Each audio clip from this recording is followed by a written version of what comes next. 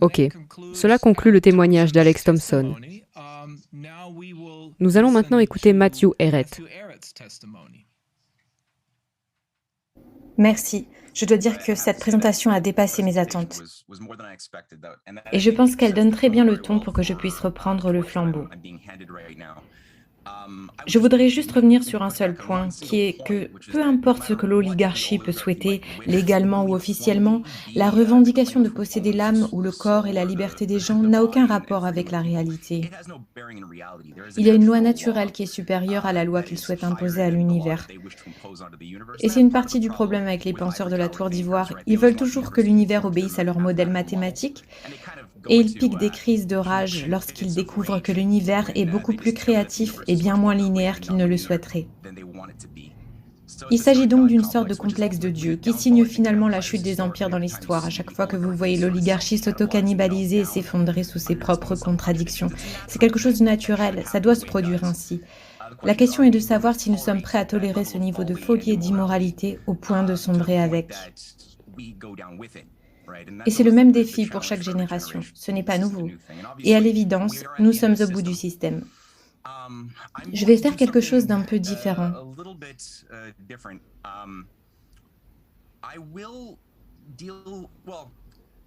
Au départ, j'avais l'intention de parler davantage d'eugénisme, mais ce que je comprends, c'est que le 26 février, nous allons nous concentrer beaucoup plus sur l'eugénisme.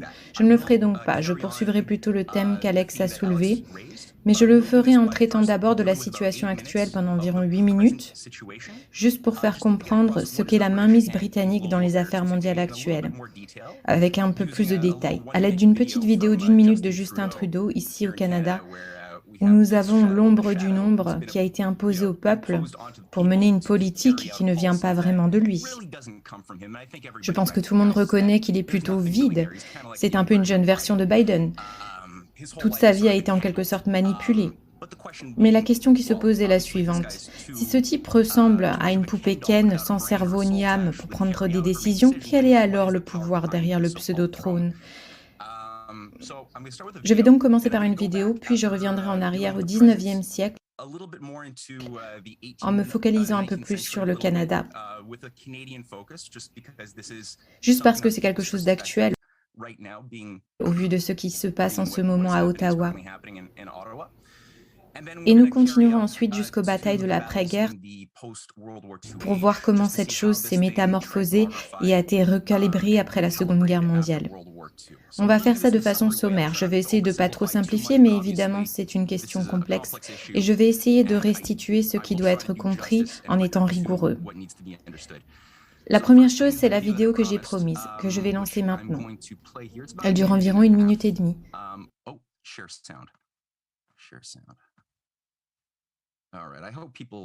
J'espère que vous pouvez entendre. Alors, ce n'est pas la vidéo.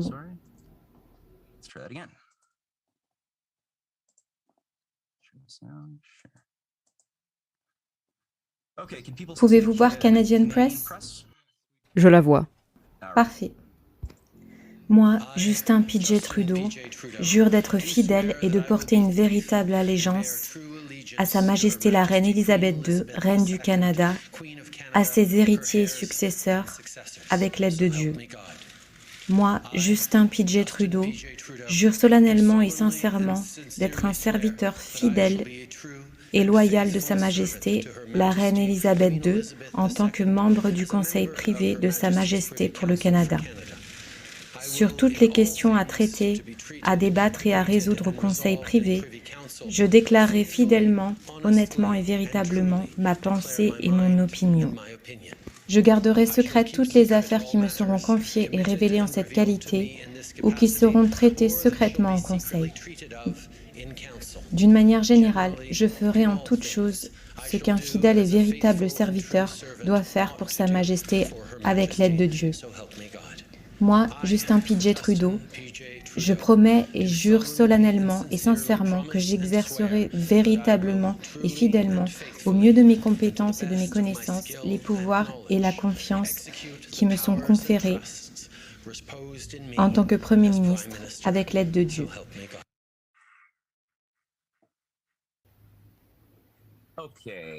Vous ne pouvez plus l'entendre, n'est-ce pas?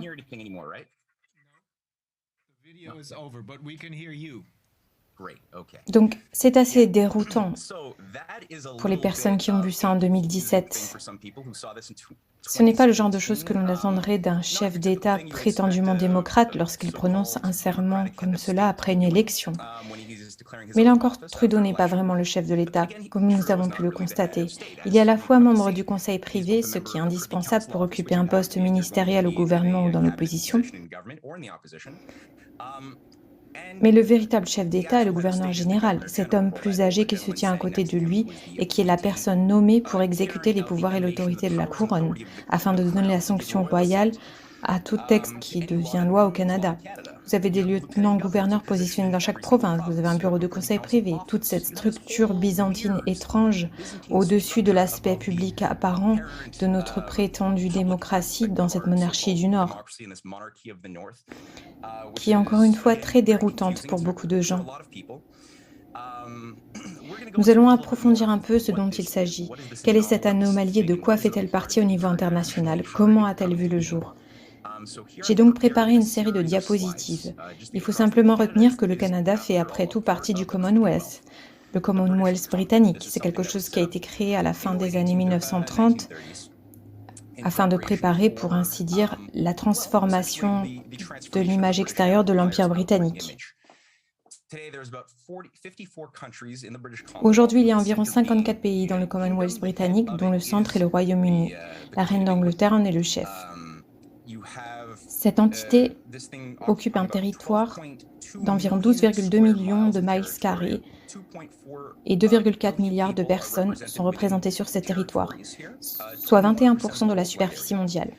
Et les gens célèbrent cette chose comme si c'était une institution démocratique. C'est étrange, quelle est cette chose? En outre, si vous regardez beaucoup de ces territoires, une grande partie se trouve dans les Caraïbes. Les zones d'Amérique latine ne sont pas vraiment concernées. Mais une grande partie des Caraïbes l'est. Une grande partie de l'Afrique, il y a 19 nations africaines d'Afrique subsaharienne, il y a 8 nations asiatiques, l'Inde étant la plus importante, le Canada, l'Australie, la Nouvelle-Zélande, évidemment les Five Eyes, moins les États-Unis. Mais comparons cela à l'Empire britannique ancien. C'est une capture de la carte de 1920. C'est assez similaire, n'est-ce pas? Et les gens se disent, l'Empire britannique a tout bonnement disparu après la Seconde Guerre mondiale. Il a laissé ses territoires libres. Et maintenant, l'Empire est le grand méchant empire américain. C'est la mythologie qui nous a été transmise. Mais c'est une mythologie. Comme Alex l'a expliqué de manière très concise, le véritable pouvoir qui contrôle la 5e colonne à l'intérieur des États-Unis, qui a toujours été là depuis 1776, a toujours été centralisé à Londres. Nous allons développer un peu plus ce point. Mais il n'a jamais disparu. Aucun empire de ce genre ne donne jamais volontairement la liberté. La liberté est quelque chose pour laquelle on se bat.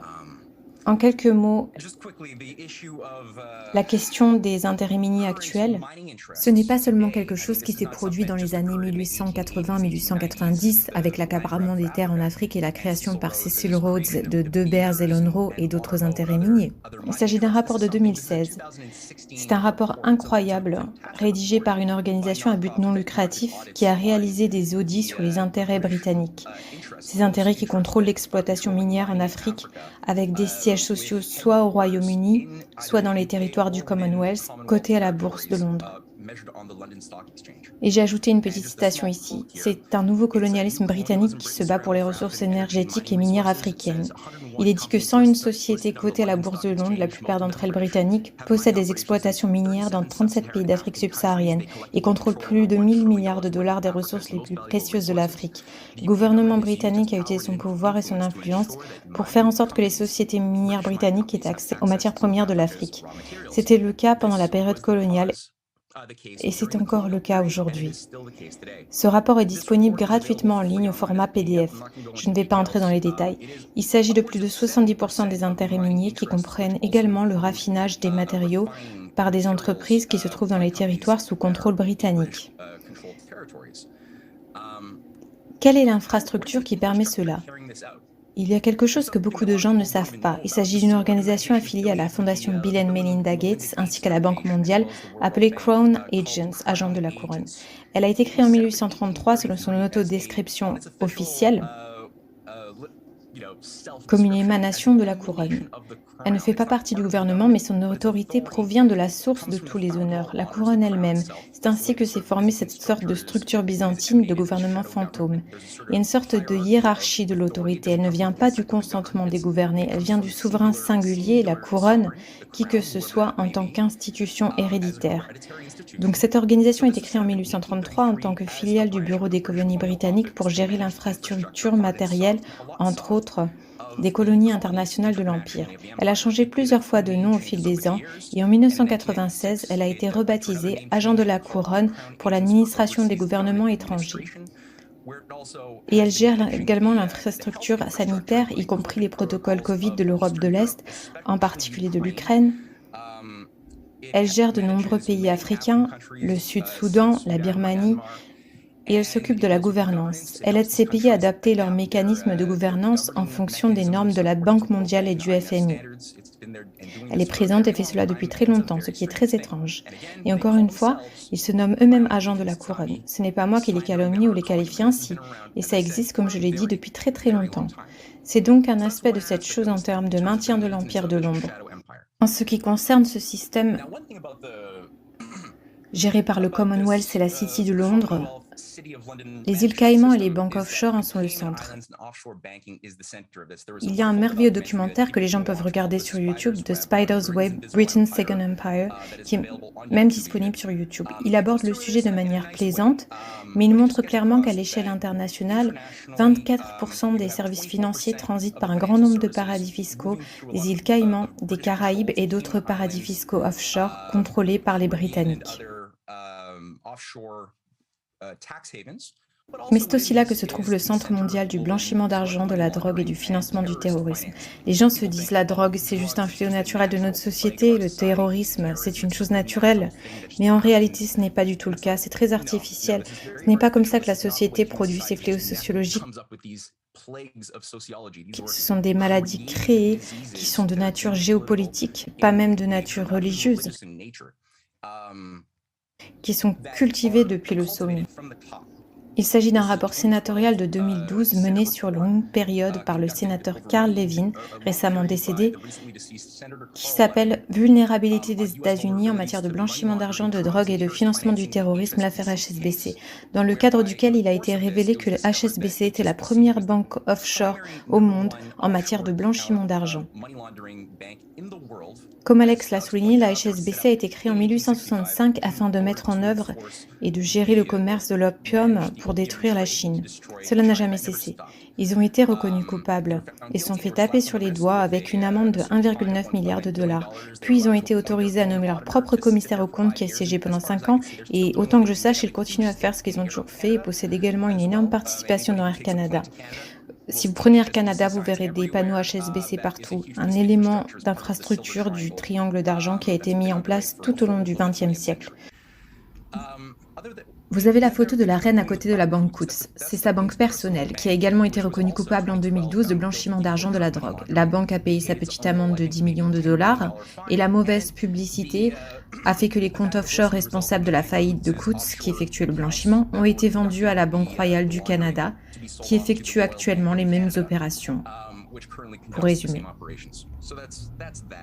L'Afrique, en plus des 177 milliards de dollars de dettes qui la tiennent otage, a environ 944 milliards de dollars de revenus provenant de l'extraction de richesses qui se trouvent sur des comptes offshore britanniques. Il ne s'agit donc pas d'une nation débitrice, mais d'une nation massivement prédatrice. C'est toute une histoire. La City de Londres, comme Alex l'a souligné, est une entité distincte. Même le gouvernement britannique ne peut pas vraiment faire grand-chose légalement pour l'arrêter. Ils ont leurs propres tribunaux, leur propre police, c'est très étrange. Et je voulais juste ajouter ceci, je n'ai même pas parlé de la guerre en Irak, des dossiers mensongers créés par les services de renseignement britanniques pour justifier les bombardements de l'Irak, de la Libye aussi, c'était plutôt des renseignements du MI6. Je n'en ai pas parlé. Je n'ai pas parlé des dossiers douteux sur les armes chimiques en Syrie, dont l'utilisation par Assad n'a jamais été prouvée, mais qui ont été utilisées pour justifier les sanctions et le changement de régime qu'il tente d'imposer depuis 7 ans. Je n'en ai pas parlé. Mais tout ce que j'ai à dire, c'est que c'est omniprésent. La main britannique est partout, dès que vous creusez un peu. Même au niveau des dossiers douteux pour essayer de faire passer Poutine pour le grand ennemi qui contrôlerait Trump, Ces dossiers malhonnêtes nous ont été fournis par des gens comme Sir Richard Dearlove, l'homme à qui on doit l'affaire du Yellow Cake, l'uranium de la guerre en Irak. Cela a toujours été un mensonge et le rapport de la commission Shilko l'a prouvé. Et aussi la question des boursiers Rhodes, des gens comme Strobe Talbot, qui est un boursier Rhodes, qui arrive avec Clinton et qui dirige Brookings depuis très longtemps. Il a également été derrière le Russiagate avec de nombreux autres boursiers Rhodes qui gèrent actuellement l'administration Biden, comme Jake Sullivan, Susan Rice, Eric Lender. Les figures de la science sont des boursiers de Rhodes. Ils sont juste partout et je ne vais pas m'étendre là-dessus. À présent, un peu de contexte historique. Je suis canadien, donc la question de Justin Trudeau, j'espère que c'est encore imprimé dans l'esprit des gens. Qu'est-ce que c'est que ça? Donc le bureau du Conseil privé, contrairement à la Constitution ou à la Déclaration des États-Unis, le Canada a été fondé en 1867. La conférence originale avec nos pères fondateurs ne résultait pas d'une lutte pour la liberté, contrairement aux États-Unis, mais d'un rassemblement de loyalistes britanniques, des anti-républicains, qui étaient tout comme notre père fondateur, qui se trouve là dans le tableau. Johnny MacDonald était un patriote de type totalement arien, qui voulait un Canada arien et qui disait « Je suis né britannique et je mourrai britannique ». C'était une ordure immorale. Et ce sont ces gens-là qui sont célébrés comme nos vaches sacrées que nous sommes censés honorer au Canada. Contrairement aux États-Unis, qui consacrent le droit à la vie, à la liberté, à la poursuite du bonheur dans la Déclaration d'indépendance, ainsi que l'idée du principe du bien-être général, aujourd'hui et pour la postérité, dans la Constitution, le document fondateur canadien dit littéralement « Considérant que les provinces du Canada, au nombre de 4 à l'époque, ont exprimé leur désir d'être unis au niveau fédéral en un seul dominion sous la couronne du Royaume-Uni, de la Grande-Bretagne et de l'Irlande, avec une constitution similaire en principe à celle du Royaume-Uni, ce qui est en soi une certaine escroquerie puisque le Royaume-Uni n'a pas vraiment de constitution, donc il s'agit d'une sorte de miroir aux alouettes. Et considérant qu'une telle union contribuerait à la prospérité de ces provinces et favoriserait les intérêts de l'Empire britannique. Donc notre fameux préambule est de promouvoir les intérêts de l'Empire britannique. C'est pour cela que nous avons été créés. Nous avons également été créés par cette conférence qui s'est tenue 3 ans plus tôt, en 1864, alors que la guerre de sécession touchait à sa fin, mais qu'elle était toujours en cours. Les Britanniques avaient consacré beaucoup de ressources à l'éclatement de l'Union, comme je l'ai expliqué dans des présentations précédentes. J'en ai également parlé dans mes livres Clash of the Two Americas et The Untold History of Canada. Ce qui effrayait les Britanniques, comme je le démontre, c'est que le Canada comptait des hommes d'État pro-Lincoln à des postes de direction qui se battaient pour créer un pays indépendant à cette époque. Il y avait aussi des gens qui travaillaient à la création d'un Zollverein américain avec le Canada et les États-Unis réunis dans une union douanière basée sur le développement industriel avec un type de politique non pas comme l'Amérique d'aujourd'hui, mais une politique différente de l'orientation Lincoln-McKinley basée sur une véritable pensée à long terme où les êtres humains étaient considérés comme des créatures que l'argent devait servir en investissant dans des infrastructures à grande échelle, dans la science et la technologie, mais aussi en travaillant à l'étranger avec l'Allemagne, qui faisait la même chose sous Otto von Bismarck, avec la Russie qui venait de vendre le territoire de l'Alaska aux États-Unis dans l'intention de construire un chemin de fer à travers le continent jusqu'en Eurasie. On considérait donc qu'il s'agissait d'un territoire vital qui devait rester sous le contrôle du ministère britannique des Affaires étrangères. Et donc cette constitution a été rédigée. Les alliés de Lincoln ont été évincés du pouvoir et la constitution a été gardée comme un rempart contre le danger d'une collaboration entre les États-Unis et la Russie. Sauf qu'un admirateur de Lincoln est devenu Premier ministre à un certain moment, Wilfrid Laurier, et il a organisé en 1911 la création d'une union douanière et tous les projets de loi ont été adoptés et ils étaient enfin sur le point d'entrer en vigueur. Et malheureusement, il a été évincé lors d'un coup d'État orchestré par la Table Ronde et certains francs-maçons orangistes qui ont la reine et la couronne sur leurs différentes tenues maçonniques.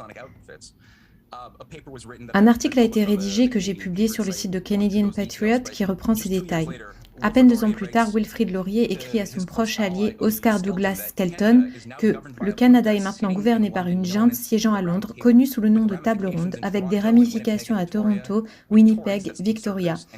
Les Tories, les conservateurs et les Grits, les libéraux, qui reçoivent leurs idées de Londres et les imposent insidieusement à leurs partis respectifs.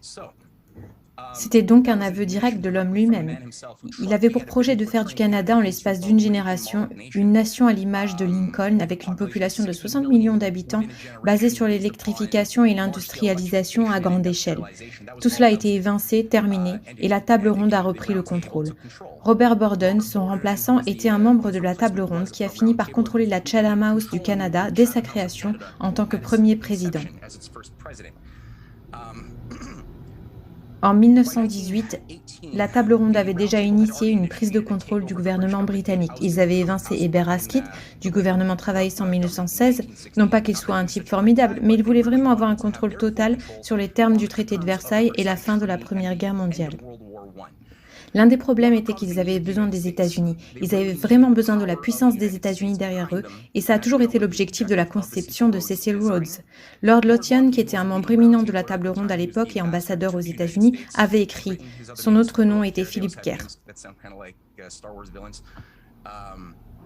Il a écrit que le problème de la psyché américaine qui devrait être traité était le suivant. Il y a un concept fondamentalement différent en ce qui concerne la question entre la Grande-Bretagne et les États-Unis quant à la nécessité d'un contrôle civilisé sur des peuples politiquement arriérés.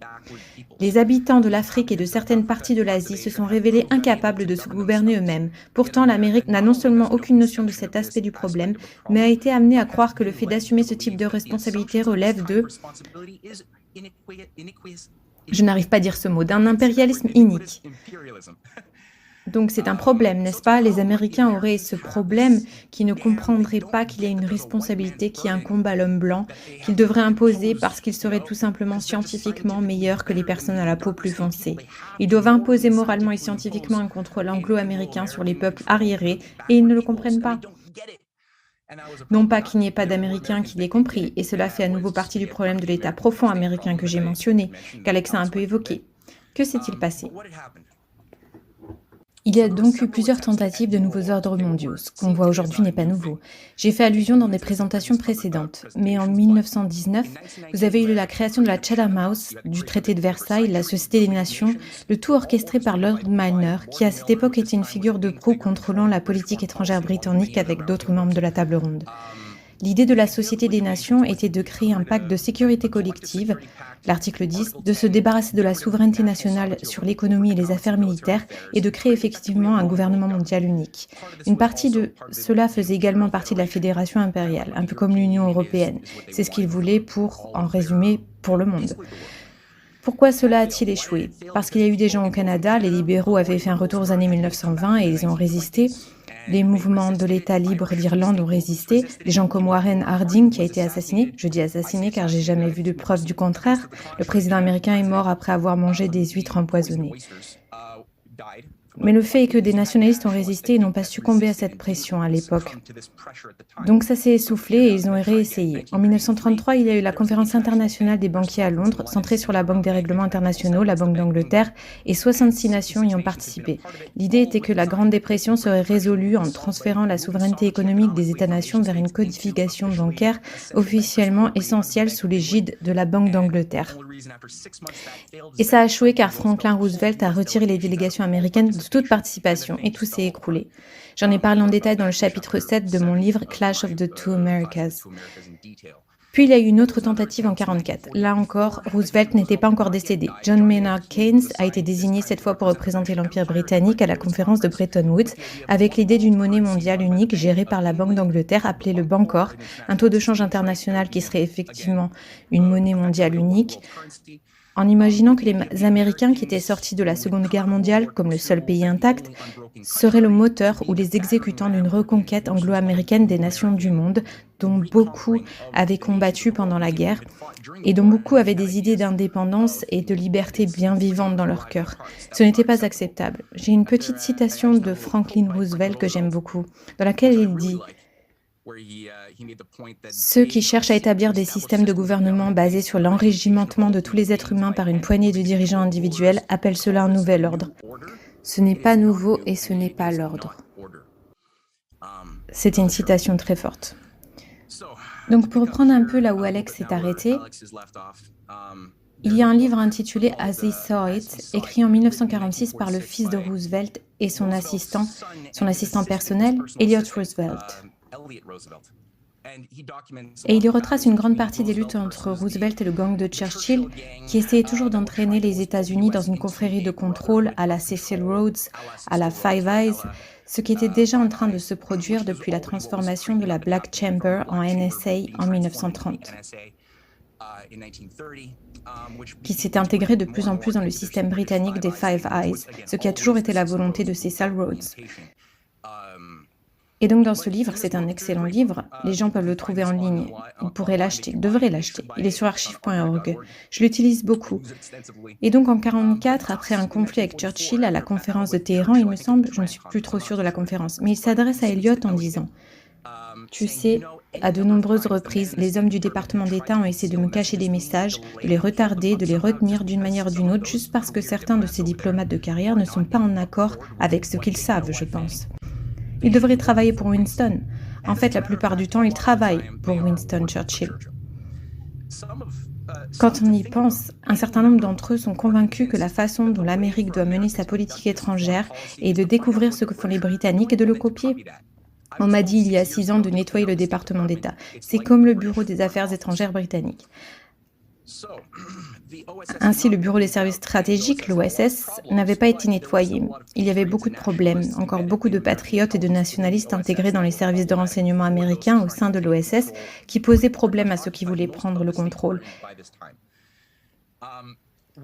Dans le livre d'Eliot, il y a un autre conflit fascinant entre lui et Churchill qui a été mis en évidence sur ce que serait l'après-guerre. Quel type de principe de fonctionnement le gouvernerait, où la vision de Roosevelt pour le verdissement des déserts africains, l'extension de la Tennessee Valley Authority, les projets d'électrification rurale qui sortiraient les gens de la pauvreté et de la marginalisation aux États-Unis, qui seraient étendus grâce à des prêts à grande échelle au niveau international pour aider d'autres pays à avoir leur propre programme industriel, leur propre autorité de la Tennessee Valley et pour étendre véritablement le principe des 4 libertés au monde entier, à savoir que nous ne sommes pas censés nous contenter de belles paroles, mais que nous devons être réellement actifs.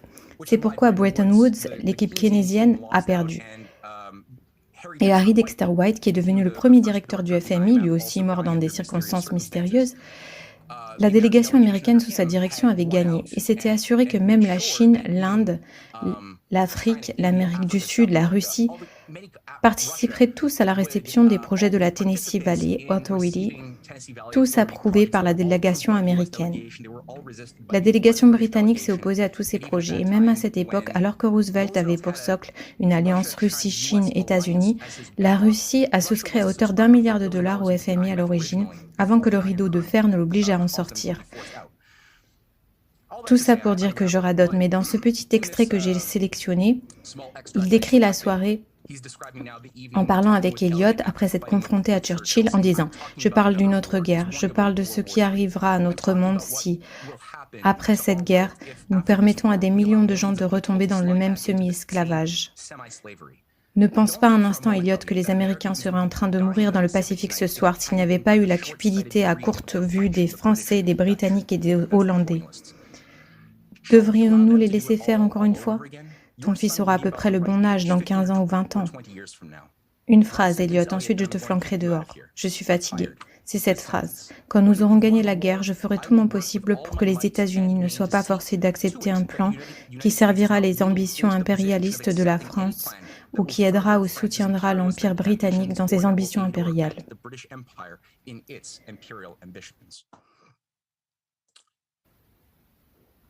Puis, c'est le moment où se produit la tragédie. Wallace, c'est une longue histoire, mais Wallace est remplacé par Harry Truman, qui est une sorte de prototype de George Bush, le jeune anglophile des banquiers, et il est nommé nouveau vice-président. Donc Wallace était le vice-président qui était complètement en phase avec la vision de Roosevelt. Roosevelt meurt le 12 avril. Aucune autopsie n'est jamais réalisée. Et immédiatement au cours du mois, des bombes nucléaires sont larguées sur un Japon vaincu par Truman. Le 20 septembre, l'OSS, l'agence de renseignement américaine, est dissoute. Et une purge massive commence. Toute personne qui a connaissance des financiers de Wall Street et de Londres à l'origine de la montée du fascisme et de l'eugénisme, il y a eu de nombreux rapports à ce sujet. Ces derniers ont tous été bannis dans l'année qui a suivi. Et à ce moment-là, le discours sur le rideau de fer est lancé. Et les gens se disent, ce sont les Américains qui ont créé le rideau de fer, qui a fait de la Russie et de la Chine leurs ennemis. Non, c'est Winston Churchill, qui est venu aux États-Unis, a séjourné à la Maison-Blanche pendant une période prolongée et a prononcé son discours. Il a déclaré ni la prévention de la guerre, ni l'essor continu de l'organisation mondiale ne seront gagnés sans ce que j'ai appelé l'association fraternelle des peuples de langue anglaise. Ça signifie une relation spéciale entre le Commonwealth et l'Empire britannique et les États-Unis.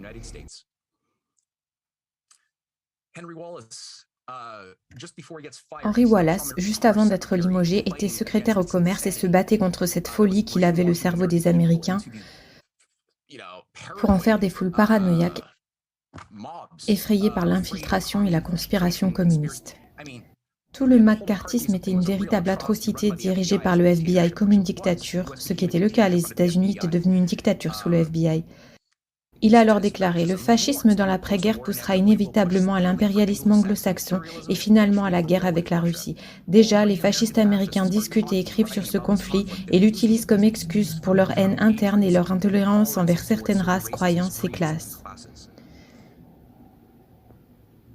Il y a ensuite eu un retour de bâton raciste total. Encore une fois sous l'égide de J. Edgar Hoover, un autre franc-maçon du 33e degré qui a dirigé le FBI pendant 7 présidences américaines.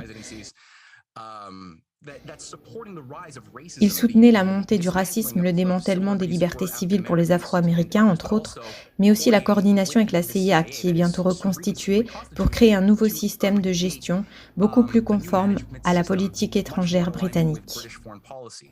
Des activités comme MK-Ultra, qui à l'origine utilisait une science élaborée par Tavistock, la branche des services secrets britanniques chargée de la guerre psychologique, l'infiltration COINTELPRO, qui reflétait aussi l'opération Gladio en Europe.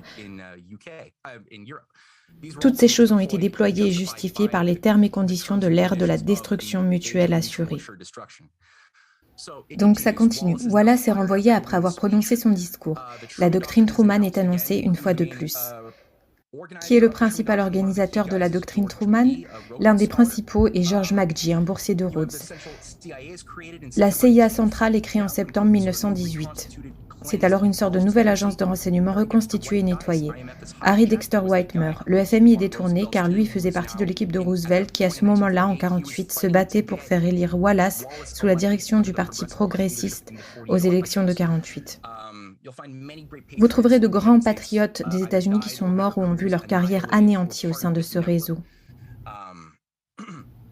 Et puis il y a ce fameux mémorandum du Conseil de sécurité nationale de juillet 50 pour sauver l'Empire britannique. Je ne plaisante pas. Il s'agit littéralement d'un protocole émis en vertu de la logique, selon laquelle si les Britanniques affaiblissent leurs intérêts économiques impériaux, alors les Soviétiques prendront et rempliront cet espace.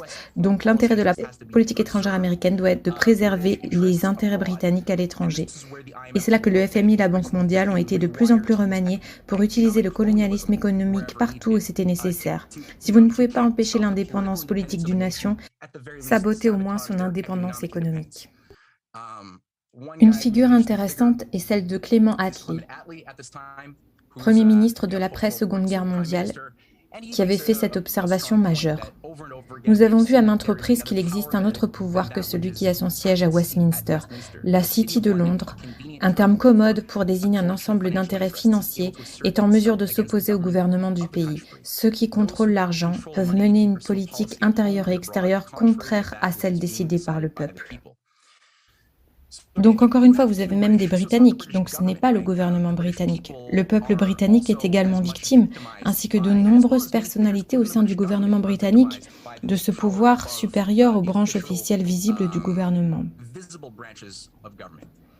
Tout au long de la guerre froide, et encore une fois, si vous ne comprenez pas l'architecture de la guerre froide, la question de la destruction mutuelle, de la guerre asymétrique, de la doctrine de la théorie des jeux, de l'application de l'analyse des systèmes pour gérer les renversements géopolitiques de gouvernement, des choses comme la guerre du Vietnam, si vous ne prenez pas en compte des gens comme Gene Rusk, un boursier de Rhodes, Walt Whitman Rostow, qui a dirigé la NSA pendant 3 ans, qui était un boursier Rhodes de Balliol, et Scott Reed, qui a été l'architecte de l'OTAN pour priver la Russie de toute influence sur les affaires militaires au Conseil de sécurité. L'OTAN, c'était Scott Reed, boursier de Rhodes, William Fulbright, dites boursier de Rhodes. Il y a tellement de choses qui se chevauchent. Donc encore une fois, vous ne pouvez pas vraiment comprendre quelle est cette chose que JFK repoussait et essayait de combattre.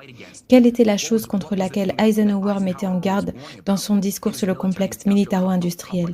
Vous ne pouvez pas comprendre cela si vous ne regardez pas ces idéologues qui ont été infiltrés pendant des décennies. Il y en a eu 3000 jusqu'ici au XXe siècle qui ont été formés dans les couloirs d'Oxford. Non pas qu'ils soient tous mauvais, je pense que Christopher Christopherson est un acteur correct, et peut-être que ses choix de films ne sont pas si bons parfois. Mais je ne pense pas qu'il soit une mauvaise personne, bien qu'il soit un boursier de Rhodes. Donc on ne peut pas être coupable par association, mais vous ne pouvez rien comprendre si vous ne comprenez pas cette ruche très contrôlée et centralisée, qui se coordonne aussi avec le mouvement de la table ronde américaine, qui est le Council on Foreign Relations, Conseil des relations étrangères, ce que Hillary Clinton a appelé le vaisseau mère dans un discours de 2011. C'est le cas depuis 1921, la table ronde britannique en Amérique. Et même des gens que vous considérez comme des grands concepteurs géopolitiques américains, comme Kissinger, Zbigniew Brzezinski, Samuel Huntington, le choc des civilisations, un Canadien, Pierre Trudeau, qui a instauré sa propre loi martiale en 1970, et a vraiment réorganisé l'ensemble du gouvernement en un système cybernétique technocratique. Ils ont tous été formés par William Yandell Elliott à Harvard, qui dirigeait une structure que certains ont appelée la Chatham House de Harvard. William Yandell Elliott était de ces gens qui aimaient avoir de jeunes garçons sociopathes talentueux autour de lui, et il a formé des générations de ces géopoliticiens qui sont préparés. C'est comme une recherche de talent. Comme Rhodes le décrit, c'est exactement ce qu'ils ont fait. Et ensuite, ils ont été placés à des postes d'autorité idéologique pour mener à bien une politique dont ils n'étaient pas à l'origine en soi, mais ils ont été mis en position de la réaliser. Il y a eu des objections et je souhaite juste rappeler les voix dissidentes, car c'est pas comme s'il s'agissait de créatures divines. Il y avait de vrais êtres humains, de vrais hommes d'État, surtout dans les années 1960. Vous avez Enrico Mattei, l'industriel italien, vous avez Dag Hammarskjöld, le secrétaire général de l'ONU, qui avait un grand programme pour mettre fin à l'impérialisme et promouvoir le développement industriel dans divers pays, notamment en Afrique du Sud. Charles de Gaulle a évité 30 tentatives d'assassinat. John F. Kennedy, évidemment, Patrice Lumumba. Je n'ai pas cité ici tous ceux qui ont été assassinés ou renversés par des coups d'État dirigés par la CIA et le MI6, mais tout cela pour dire que c'était une période de potentiel majeur où le thème commun était la coopération et la rupture avec les méthodes mathématiques de gouvernance, l'introduction de nouvelles technologies, de nouvelles découvertes qui n'étaient pas monopolisées, et le faire en recherchant une coopération gagnant-gagnant, des points d'intérêt communs. C'est pourquoi JFK a offert aux Russes la possibilité de travailler avec les États-Unis sur un programme spatial commun. Cela permettrait de rompre avec ce mode de gouvernance basé sur l'équilibre mathématique de la terreur et de nous en libérer. Je termine là-dessus, je pense qu'il me reste encore 3-4 minutes. Donc après l'ère des assassinats dans les années 60, encore une fois très parallèle à ce qui s'est passé après les années 1890 jusqu'à la Première Guerre mondiale, l'ère des assassinats et des coups d'État révolutionnaires colorés, la scène était désormais prête pour une recolonisation économique complète des États-Unis en particulier. L'objectif a toujours été de reprendre le contrôle des États-Unis. Plusieurs choses se produisent, et Kissinger est un personnage clé dans la plupart de ces événements. Vous avez la création en janvier 1971 du groupe Inter-Alpha, créé selon le plan de Lord Jacob Rothschild, qui dirigeait N.M. Rothschild & Sons, mais qui a également constitué un intérêt financier bancaire majeur en tant que membre d'une dynastie de mercenaires depuis les années 1700. Ainsi, le groupe Inter-Alpha des banques était une coterie, et il y a une photo ici des banques membres avec les principales banques mises en place dans chacun des pays européens ciblés, pour promouvoir une nouvelle doctrine de déréglementation, de centralisation du pouvoir à l'écart des États-nations, en particulier en Europe, et son transfert vers la coterie supranationale privée des intérêts corporatifs et financiers au-dessus des autorités nationales. Je n'ai pas le temps d'entrer dans les détails, mais c'est en 1971 que ce groupe a été fondé. Il a depuis évolué en nombre depuis ses 6 fondateurs initiaux. Beaucoup de ces banques étaient toutes liées à des activités financières soutenant la montée du fascisme, que ce soit Franco, Mussolini ou Hitler, et plus récemment à du blanchiment. Puis, le même mois, le Forum économique mondial est fondé par l'un des prodiges de Kissinger, que nous connaissons et méprisons tous, Klaus Schwab. En outre, l'un des cofondateurs était Maurice Strong, un oligarque canadien qui a été recruté par les Rockefeller et a été cofondateur du Club de Rome canadien, acteur majeur avec le prince Philippe, qui est celui qui souhaitait être réincarné en virus mortel, qui a dirigé le Forum économique mondial. Dans ma présentation du 26 février, nous entrerons en détail dans ce sujet. Donc, Maurice Strong, une autre figure qui était cofondateur et inspirateur de Klaus Schwab. Puis vous avez la grande affaire du 15 août 1971, lorsque le dollar américain est devenu flottant. Kissinger et Schultz, à la tête de l'administration Nixon, orchestrent le retrait du dollar de la réserve d'or, le système d'échange d'or ou le système de taux de change fixe, qui empêchait la spéculation sur les devises et les matières premières. Tant qu'il n'y avait pas de spéculation, il était difficile de mener le genre de guerre économique contre les nations qui essayaient de développer leurs infrastructures et leurs bases industrielles, ce qui a toujours été, même en remontant au XIXe siècle, un outil utilisé par l'Empire pour maintenir les nations déstabilisées, cette guerre économique. Donc le taux de change fixe devait disparaître. Il garantissait trop de stabilité. Vous pouviez avoir des projets à long terme sur 5 ou 20 ans lorsque vous avez une stabilité relative des monnaies. Et cela s'est répercuté sur les marchés flottants. Ainsi, tout d'un coup, les marchés sont devenus le facteur déterminant de la valeur du dollar, qui est devenu de plus en plus lié, toujours sous l'impulsion de Kissinger, au prix du pétrole sur les marchés au comptant. Donc tout d'un coup, un certain chaos a été créé. Vous ne pouviez plus vraiment construire, maintenir ou améliorer votre infrastructure. C'est cette partie de votre économie à forte intensité de capital que vous devriez toujours avoir comme base de votre valeur économique dans le système qui s'est atrophié. Et de plus en plus, l'ère de la dérégulation et de la spéculation s'est ancrée. J'ai mentionné ici, pour faire bonne mesure, la commission trilatérale fondée en 1973 par Brzezinski, Kissinger et David Rockefeller. Là encore, l'influence du Council on Foreign Relations, qui est à nouveau le mouvement de la table ronde, est toujours là, de même que le groupe Bilderberg, qui est toujours là. Beaucoup de ces figures se recoupent avec cette autre entité dont je parlerai plus en détail le 26 février. Donc voici ce qui prend le dessus sous Carter, la commission trilatérale. Presque tous les membres du cabinet de Carter sont membres de la commission trilatérale. Des gens comme Paul Volcker, qui devient le président de la Fed, appellent à une désintégration contrôlée de l'économie américaine en 1979.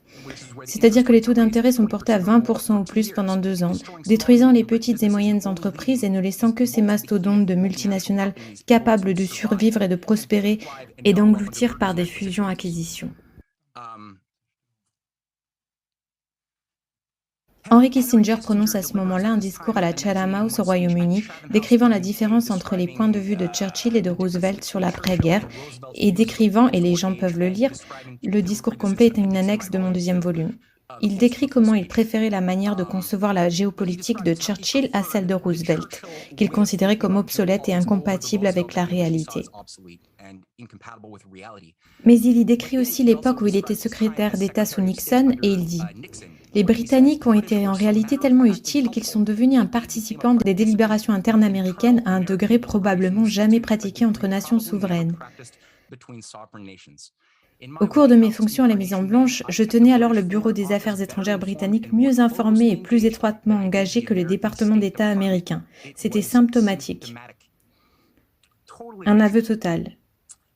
Ils ne cachent même pas ça en disant « Non, ce n'était pas exactement ça ». Non, ils l'admettent tout simplement. Ils supposent juste que nous sommes trop bêtes pour mettre en relation les mots et les actions.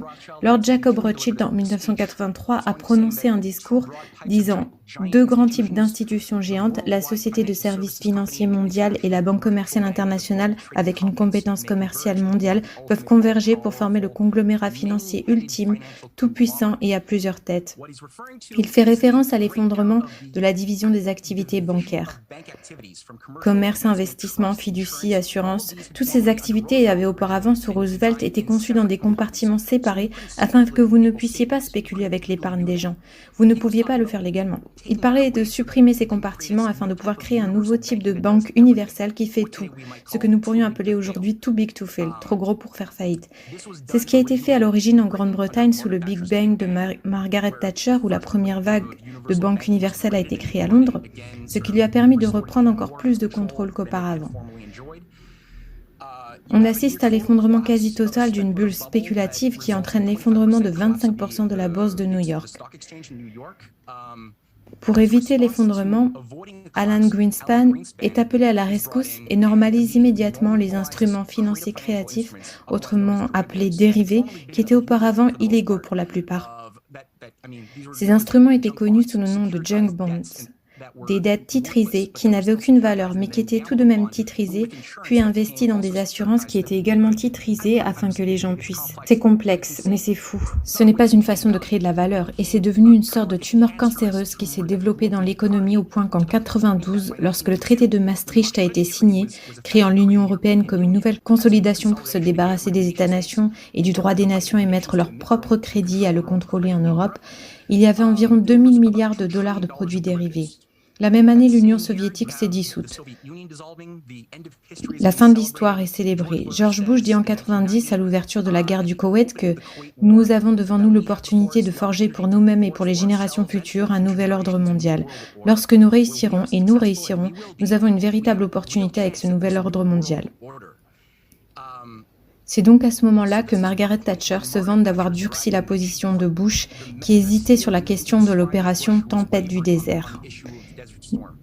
Mais encore une fois, l'idée était toujours la fin du système de l'État-nation. Finalement, à la fin de la guerre froide, c'est une ère unipolaire de ce qu'on pourrait appeler aujourd'hui l'ordre mondial néolibéral. L'Union soviétique est totalement privatisée, détruite, ciblée pour une destruction supervisée par Strobe Talbot, qui est l'homme de pointe sur le terrain, boursier de Rhodes, travaillant étroitement avec le FMI. L'ALENA est signée afin de se débarrasser à nouveau des pouvoirs des États-nations en Amérique du Nord et de faire passer les pouvoirs dans les mains des sociétés privées avant les nations. L'Organisation mondiale du commerce et ensuite le Glass-Steagall. La séparation entre le commerce bancaire américain et la spéculation est brisée par Clinton, boursier Rhodes, lors de son dernier mandat. À partir de ce moment-là, on assiste à l'apparition du plus grand cancer des produits dérivés, qui passe de 2000 milliards en 1992 à 70 000 milliards en 1999, ce qui correspond au PIB global des États-Unis. Au point que seulement 10 ans plus tard, on assiste à la déréglementation complète des produits dérivés négociés de gré à gré, car le Glass-Steagall a disparu, trop gros pour faire faillite, pour devenir plus grand que Dieu, comme s'ils veulent nous faire croire, pour qu'on les rende flous. En 2007, lorsque survient l'effondrement suivant, 708 000 milliards de dollars de produits dérivés pèsent sur le système, dépassant de loin les 15 000 milliards de dollars du PIB américain. Strobe Talbot, en 1992, a déclaré dans son manifeste « Tous les pays sont fondamentalement des arrangements sociaux. Peu importe à quel point ils peuvent sembler permanents ou même sacrés à un moment donné, en réalité, ils sont tous artificiels et temporaires. Peut-être que la souveraineté nationale n'était pas une si bonne idée après tout. Mais il a fallu les événements de notre propre siècle, merveilleux et terribles, pour plaider en faveur d'un gouvernement mondial. C'est tiré de Birth of a Global Nation. 2 dernières diapositives et je termine. Pour clarifier, la prise de contrôle des services financiers et l'effondrement de l'économie réelle, la partie réelle qui a de la valeur, qui maintient la vie, est désormais la tendance. Vous avez le croisement de ce que vous avez ici. La location immobilière, le crédit bail, la spéculation financière, qui se chevauchent en 1987 avec la base manufacturière physique. Ce n'est qu'un des nombreux graphiques mis en avant. Une économie réelle ne fonctionne que si le côté financier est toujours au service de l'amélioration du côté réel. Fabrication, infrastructure, science. Si le côté financier n'assure pas ce service, c'est du faux. C'est une bulle et la bulle éclatera. Et c'est pourquoi la bulle qui a été créée aujourd'hui et qui éclate était une désintégration planifiée qui a toujours été prévue depuis 1971. La question est de savoir quand aurait lieu la rupture. Elle a eu lieu. Et pourquoi la Chine et la Russie sont encerclées par l'armée américaine et britannique? Pourquoi y a-t-il toutes ces opérations psychologiques? Pourquoi y a-t-il tant de types différents d'opérations liées à la CIA pour détruire et déstabiliser l'Eurasie en ce moment? J'en ai parlé dans ma présentation et tout est très bien documenté. Alors que se passe-t-il? De quoi ont-ils peur? Je vais terminer par cette dernière citation de Poutine. Les gens peuvent ressentir un sentiment de rage lorsqu'ils voient le visage de Poutine parce qu'ils ont été nourris de beaucoup de propagande dans les médias. Mais dans un récent discours, Poutine a déclaré « Seuls les États souverains peuvent répondre efficacement aux défis de l'époque et aux demandes des citoyens. Par conséquent, tout ordre international efficace devrait prendre en compte les intérêts et les capacités de l'État et procéder sur cette base, et non pas essayer de prouver qu'il ne devrait pas exister. » En outre, il est impossible d'imposer quoi que ce soit à quiconque, qu'il s'agisse des principes qui sous-tendent la structure sociopolitique ou des valeurs que quelqu'un, pour des raisons qui lui sont propres, a qualifiées d'universelles. Après tout, il est clair que lorsqu'une véritable crise survient, il ne reste qu'une seule valeur universelle, à savoir la vie humaine, que chaque État décide lui-même de protéger au mieux en fonction de ses capacités, de sa culture et de ses traditions. J'ai dépassé mon temps de parole, je suis vraiment désolée, mais je tenais à présenter quelques enseignements clés de l'histoire mondiale. Et s'il y a des questions, s'il y a du temps pour cela, je serai heureux d'y répondre. Merci, Mathieu. Permettez-moi de vérifier que je vous ai bien compris. Le point principal est que l'Empire britannique n'a jamais cessé d'exister. Il est toujours là. Le colonialisme existe toujours, sauf qu'il existe sous un autre nom.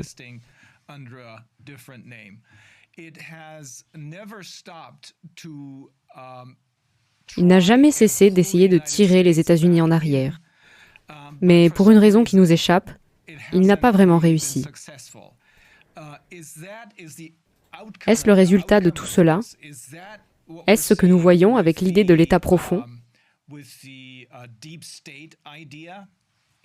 Est-ce que l'État profond est cette partie du pays qui essaie, en résumé, de réintroduire les États-Unis dans le système anglo-américain et dans la City de Londres?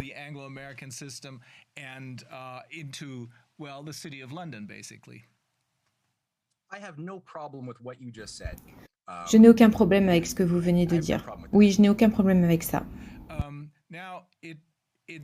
Pour autant que je sache, d'après ce que vous dites, cela n'a pas échoué au Canada. Leur tentative de garder le Canada sous contrôle a été très réussie. Je veux dire, rien qu'en écoutant comment Justin Trudeau a prêté son serment,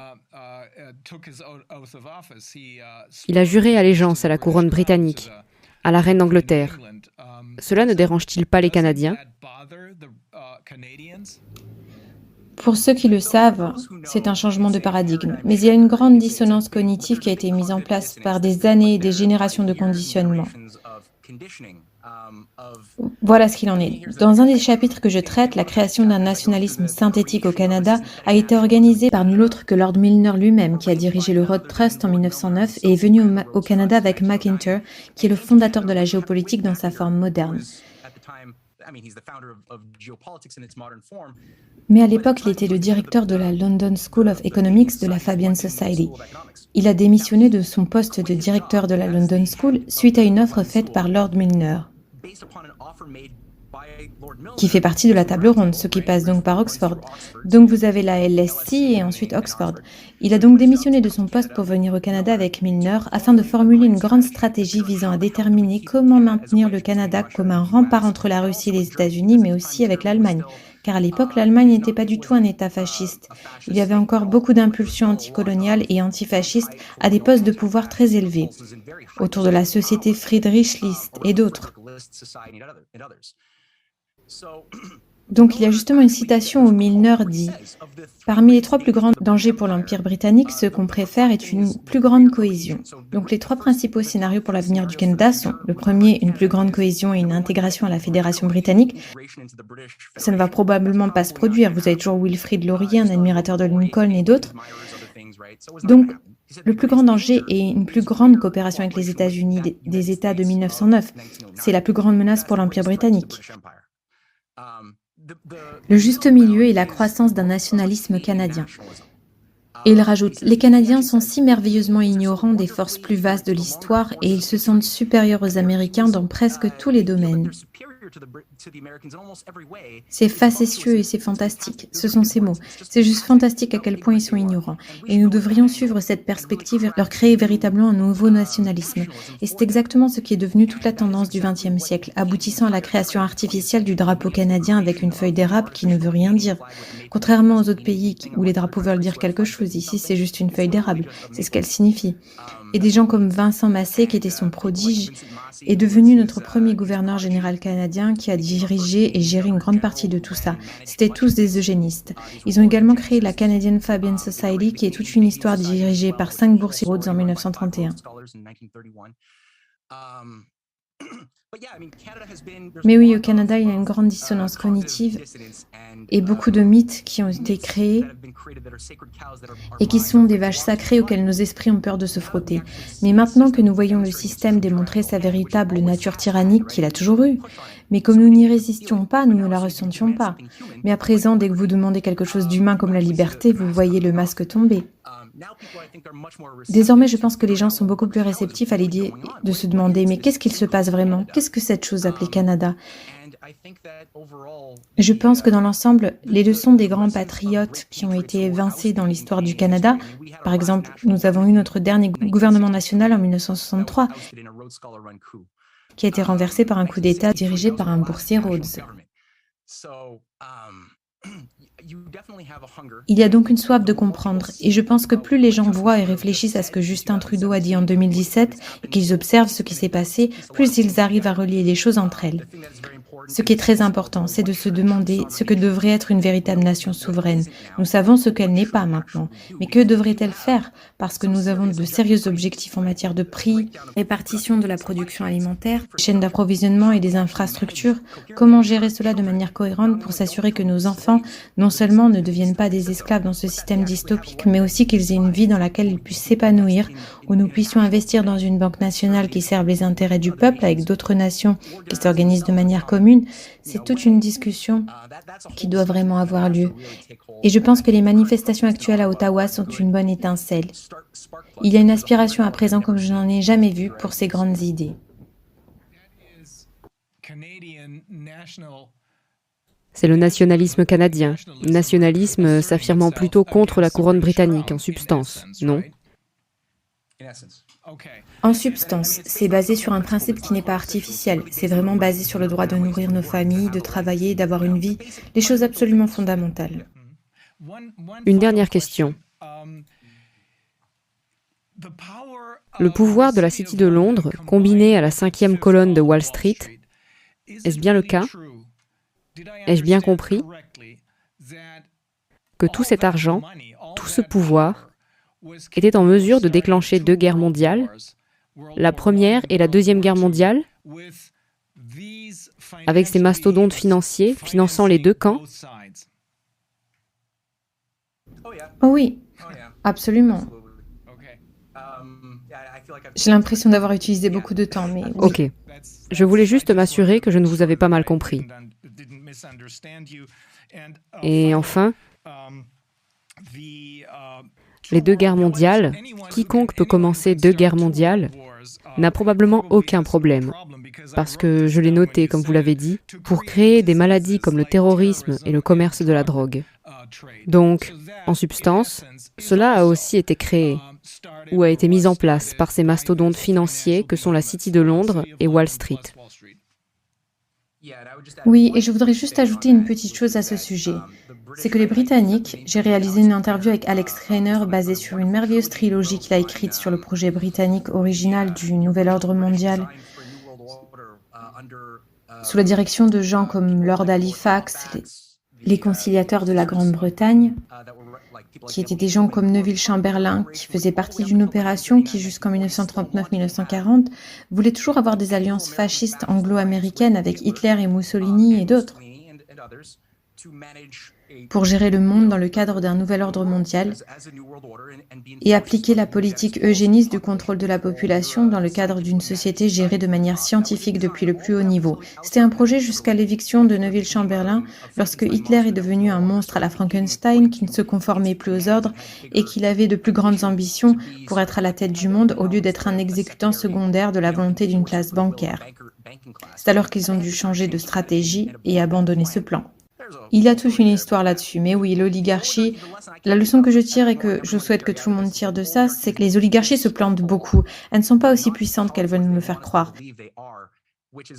Ce qui est une intimidation de l'esprit. Chaque fois que vous regardez ce qu'ils essayent de faire, la chose qu'ils essayent de faire aujourd'hui n'est pas nouvelle. Ils ont essayé de nombreuses fois. Et généralement, ça leur explose à la figure. Et ça leur porte préjudice aussi. Alors ils doivent se réorganiser et essayer quelque chose de nouveau. Je comprends maintenant. Cependant, que Vera Sharav, une survivante de l'Holocauste, dit qu'elle ne peut pas croire qu'elle combat les mêmes personnes, les mêmes structures, à nouveau, qu'elle a combattu il y a 75 ans, parce qu'il semble que ce qu'il s'est passé alors se reproduit. Matthew, je ne veux pas priver mes estimés collègues de poser des questions. Alors, s'il vous plaît, allez-y, posez des questions. Je vous remercie beaucoup pour votre témoignage Mathieu, le sens même de votre déclaration, le témoignage que vous avez donné, vous parlez de la nature et du droit. Comme nous le savons tous, le droit substantiel que nous utilisons dans ce grand jury est le droit naturel. J'aimerais donc que vous me disiez, sur la base de toutes les recherches que vous avez effectuées, quelle est l'importance du droit naturel pour la survie de l'humanité? Et plus important encore, comment est-il lié au droit constitutionnel? Merci. Dexter, c'est une question formidable. C'est une très bonne question.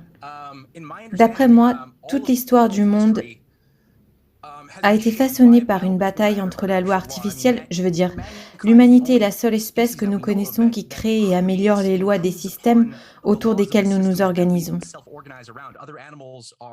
Les autres animaux sont régis par leur génétique, leur environnement et leur nature pour être ce qu'ils sont, et c'est très bien ainsi. Mais les êtres humains sont les seuls à pouvoir élaborer des conceptions et à les appliquer pour gérer volontairement leur propre existence. Et puis, encore une fois, à pouvoir identifier les problèmes de la pseudo-machine métaphysique invisible de l'État et les améliorer. Mais sur quelle base devons-nous les améliorer? Selon quelles normes jugeons-nous les lois que nous créons nous-mêmes pour dire « alors celle-ci est conforme à ce qui a été conçu par Dieu » Quelles sont celles qui sont déséquilibrées, qui ne sont pas en harmonie, que nous devons corriger, qui sont illégitimes, ou comme Thomas d'Aquin le dirait, qui constituent des formes de violence? Donc si une loi peut effectivement détruire, vous priver de votre capacité innée à exprimer votre vie, votre liberté, votre bonheur, vos pouvoirs créatifs, si c'est ce qu'une loi fait, ce n'est pas une loi, c'est une forme de violence. Elle n'a pas à être respectée. Et c'est ce que les pères fondateurs, si vous lisez les écrits de Benjamin Franklin, de Thomas Paine, ils étaient très sensibles au fait qu'il existe une loi supérieure. Elle n'est même pas séparée de la loi scientifique. C'est pourquoi Benjamin Franklin était à la fois un scientifique qui a découvert des principes d'électricité qu'il partageait, mais dans son esprit, ses découvertes des lois de l'électricité n'étaient pas séparées des lois morales métaphysiques qui sont devenues le fondement de l'effort de sa vie pour créer une république d'autogouvernance fondée sur les droits inaliénables de l'individu et non sur les institutions héréditaires qui gouvernaient la société pendant des milliers d'années. C'était la première fois que ça se faisait. Encore une fois, dans son esprit, il s'agissait de deux faces d'une même chose. La vraie science ne constitue pas une description mathématique ou une tentative d'imposer une formule à l'univers et d'attendre que l'univers s'y conforme. Il s'agit d'accorder notre propre raison créative en harmonie avec cet univers, qui sera alors toujours plus facile à découvrir. Et chaque fois que nous transmettons ces nouvelles découvertes dans n'importe quel domaine à nos semblables et que nous les appliquons au processus de production, l'univers réagit en nous donnant des niveaux de vie plus élevés. Nous pouvons faire vivre un plus grand nombre de personnes à un niveau de vie supérieur à celui que nous aurions pu avoir si nous n'avions pas l'électricité, si nous n'avions pas la connaissance du feu, ou si nous vivions par exemple comme des bestiaux dans des grottes. Mais cette nature réciproque de l'univers ayant cette qualité que l'humanité a créée à l'image de cet univers sous certaines conditions, si nous respectons certains de ces principes, comme Benjamin Franklin et d'autres l'ont compris, nous en tirerons une plus grande émancipation. L'Empire, le système oligarchique d'une élite héréditaire, perdra les appuis où planter ses griffes, comme le parasite qu'il est dans l'hôte. Il n'aura plus grand-chose à quoi s'accrocher, il perdra son pouvoir et implosera de lui-même, comme je pense que nous le voyons en ce moment. Puis-je ajouter quelque chose très brièvement? Ce que nous voyons maintenant dans les juridictions du Royaume-Uni, il y a la juridiction d'Angleterre et du pays de Galles, la juridiction d'Irlande du Nord, la juridiction d'Écosse. Les systèmes judiciaires de tous ces pays, qui relèvent essentiellement de la common law, commencent à s'attribuer au niveau judiciaire le pouvoir de décider de la mens rea, où ils sont plus avancés que n'importe quelle juridiction de common law ou de droit civil, comme nous l'avons constaté à plusieurs reprises. En affirmant que même si un jury est là pour la forme, et il semble essayer de s'en débarrasser maintenant sous la prétention fallacieuse que les exigences des traités internationaux les obligent à réduire l'utilisation des jurys, même si un jury est là pour la forme, il se réserve le droit de déterminer ce qui était dans l'esprit de l'auteur du crime. Et très souvent maintenant, c'est une rédaction qui vient des fondations exonérées d'impôts telles que la Fondation Carnegie, dont j'ai parlé plus tôt, via la bibliothèque de la Chambre des communes, qui dit aux législateurs de Grande-Bretagne, qui ensuite entraînera d'autres pays sur la même voie, et que les législateurs sont informés qu'il existe une version terrestre du bien public ou du bien-être public, maintenant appelé bien-être collectif. C'est ce que les fondations ont fait tout au long du XXe siècle, en créant des ennemis dans ce but précis. Et maintenant, les tribunaux disent, si vous avez offensé la société, il n'y a pas de réparation, vous êtes coupable. Et c'est le plus grand pas en avant vers l'élimination du droit naturel que j'ai jamais vu. C'est aller plus loin que n'importe quel État totalitaire européen, que n'importe quelle cour internationale. C'est maintenant au niveau national britannique, par le biais de la législation et finalement des groupes de réflexion, que l'on abolit le concept selon lequel la loi naturelle décide si vous êtes coupable ou non. Merci pour votre opinion. Parce que nous voyons que ce n'est pas une constellation à 100% de pays fermés. En ce moment, nous avons cette réglementation encore très stricte en Australie, au Canada et ailleurs. Mais ensuite, vous dites qu'en Angleterre, c'est comme s'ils planifiaient ça sous un angle différent. C'est donc apparemment plus détendu pour le moment, mais je veux dire qu'ils se préparent à finaliser quand même en disant sous un angle différent, comme par exemple créer une pénurie alimentaire en fait. Oui, j'en suis absolument convaincu. Le Royaume-Uni en tête, l'Anglo-Commonwealth en second. Et la résistance à cette idée sera en fait largement le fait des pays d'Europe centrale, parce qu'ils accordent plus de poids à l'état de droit et aux institutions des tribunaux qu'aux jurés, par exemple. Ils montreront une plus grande résistance, une résistance bienvenue dans ce cas. C'est certainement la Grande-Bretagne ou les groupes de réflexion basés en Grande-Bretagne qui poussent nos législateurs plus que partout ailleurs dans le monde. Cette idée que si quelqu'un répond aux exigences d'un texte, il est convaincu qu'il est condamné sans aucune défense possible. C'est donc cette idée fallacieuse qui se cache derrière. Vous voulez offenser les intérêts du bien commun. C'est ce que je crains et c'est ce qu'on peut comprendre d'après ce que dit Matt. Mais je pense qu'en fait, ceux qui disent ça, c'est qu'ils ont peur et qu'ils ne veulent aucune menace à leur narratif. D'autres questions d'Anna, de Dipali, de Dexter ou de Virginie?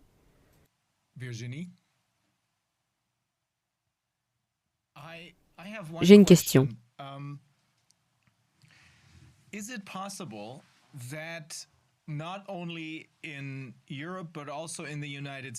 Est-il possible que non seulement en Europe, mais aussi aux États-Unis, il y ait un mouvement qui, ayant compris ce qu'il se passe, essaie de prendre ses distances?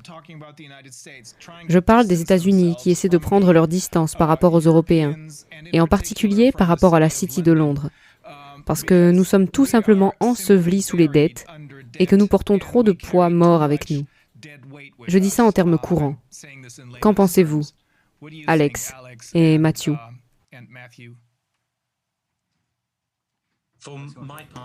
Pour ma part, absolument. Et puis le récent témoignage que je vous ai donné, j'ai parlé de ça, qu'il y a une grande partie de l'Amérique centrale qui s'est réveillée et qui voit maintenant ce qu'ils considèrent comme un problème anglo ou anglo-européen les diriger. Et je pense qu'ils commencent à en avoir marre de tout ça, à cause de la quantité de trahisons impliquées, et juste comme codicile au témoignage de Matt sur 1971, quand le coup financier a été réalisé. Une des indications que les Américains ont été utilisés comme des pions malheureux est que cette même année, Kissinger aurait dit que les militaires, et par là il en entendait surtout les militaires américains, étaient des bêtes brutes et stupides qui faisaient ce que d'autres leur demandaient, et cette même année, étant le nouveau secrétaire d'État sous l'administration Nixon, il a obtenu d'un fabricant de Massachusetts, le seul fabricant au monde capable de produire des roulements à billes de précision, Bryan Chucking Grinder, qu'ils fournissent des roulements à billes à l'Union soviétique afin de leur permettre de développer de multiples ogives pour véhicules de rentrée indépendants. Ce qui, je le sais, fait l'objet d'un de nos témoignages supplémentaires de la part de Jim Bush, alors qu'il était personnellement impliqué dans la partie américaine de cette affaire.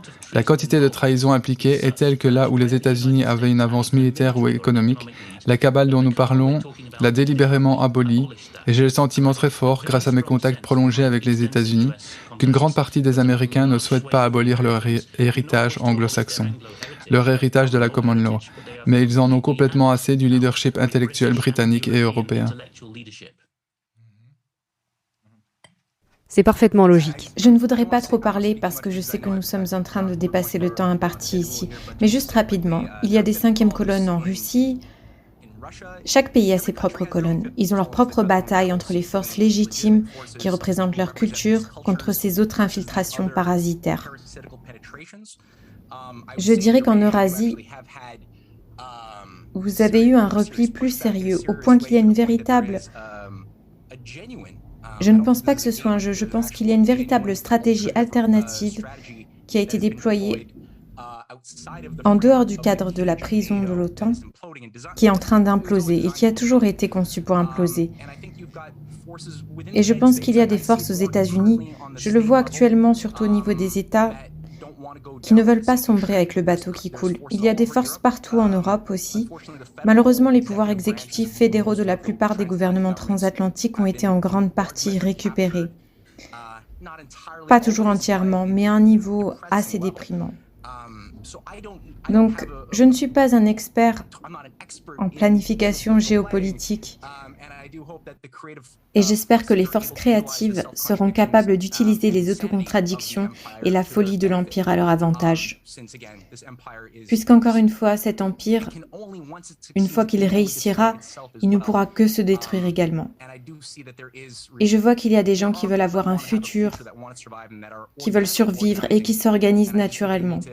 Et je pense juste qu'ils doivent affiner leur plan stratégique en termes de ce qu'ils comprennent du monde, car beaucoup de gens pensent encore, surtout en Amérique, beaucoup de patriotes qui n'aiment pas la grande réinitialisation ont tendance à tomber dans certains pièges qui sont tendus sur le récit de la guerre froide, que le vrai ennemi derrière tout ça ne serait pas l'Empire britannique, ce n'est pas l'oligarchie, ce seraient les communistes chinois qui voudraient détruire vos libertés. C'est ce qui serait derrière tout ça. Et vous savez, beaucoup de gens tombent dans ce piège, et je crois que dans la mesure où ils s'accrochent à ces récits de guerre froide, ils vont auto-saboter leur désir commun de gagner la bataille contre cette menace oligarchique. Voilà, c'est ce que je voulais dire. Merci Matthew. D'autres questions d'Anna ou de Dexter ou Virginie ou Dipali? Pas d'autres questions pour ma part. Aucune pour moi, merci. Quelle belle présentation. Oui, merci Matthew. S'il n'y a pas d'autres questions, votre témoignage est terminé. Matthew, merci beaucoup.